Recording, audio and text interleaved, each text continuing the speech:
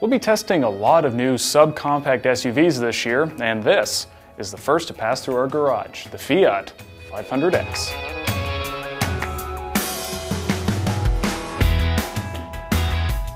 It's certainly going to be one of the most powerful choices in the segment. Although a small turbocharged 4-cylinder and a manual transmission are standard, most 500Xs will come with a 180 horsepower 4-cylinder, a 9-speed automatic, and a choice of either front or all-wheel drive.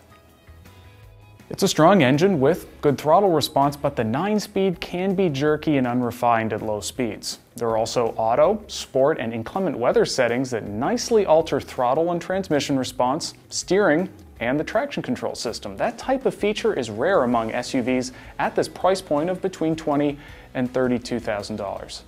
The EPA estimates 25 miles per gallon combined with front-wheel drive, and we managed to top its highway number of 31 miles per gallon on the Edmunds evaluation loop. That's impressive, but Honda's admittedly far less powerful HR-V is 6 miles per gallon combined better. The 500X is also pleasantly nimble to drive with sufficient steering feedback and nicely controlled body motions. However, the ride is quite firm, even on this test car's 17-inch wheels. We wouldn't call it harsh exactly, but you do feel every bump. The cabin really is one of the 500X's most appealing attributes. Now, the color scheme and upholstery type very much depends on the trim and packages you opt for, but this is the lounge trim. It really is something. There's this rich brown leather mixed with this nice brown and gray cloth trim, and then there's this cream white painted trim on the dash. It looks fantastic, and better still, the materials used they're nicely textured and are of a high quality given the $20,000 to $30,000 price range.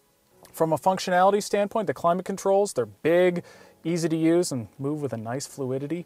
And this touchscreen is essentially the smaller version of the same excellent interface that you'd find in Chryslers, Dodges, and Jeeps. It can be a bit of a reach, but it's easy to use and packed with features. Space up front is excellent. We had a 5-foot driver. She was perfectly comfortable, and I'm 6'3", and I actually have more legroom than I can use.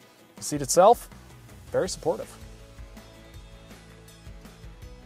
Backseat legroom very much depends on who's sitting up front. Well, that's me right there. But that's about what you can expect from the subcompact SUV segment. Headroom is okay, although it might not be if you opt for the dual-pane sunroof. Two features that are missing: a rear center armrest and a reclining function.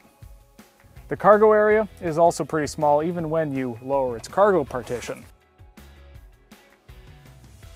Overall, it has less space than the Honda HR-V, as well as compact hatchbacks like the Volkswagen Golf. But again, it's on par with its competitors. And really, given their diminutive size, we're still a little skeptical about whether any of these new, smaller SUVs make sense given their price point, but there's no denying the appeal of sitting up high and available all-wheel drive. And if that's important to you, and you're also seeking something with a little more personality from the norm, the 500X makes enough practical sense to make a compelling case for itself against the Honda HR-V, Mazda CX-3, Nissan Juke, and the 500X's mechanically related cousin, the Jeep Renegade. Let us know what you think of this new 500X and which of these new subcompact SUVs you'd take home.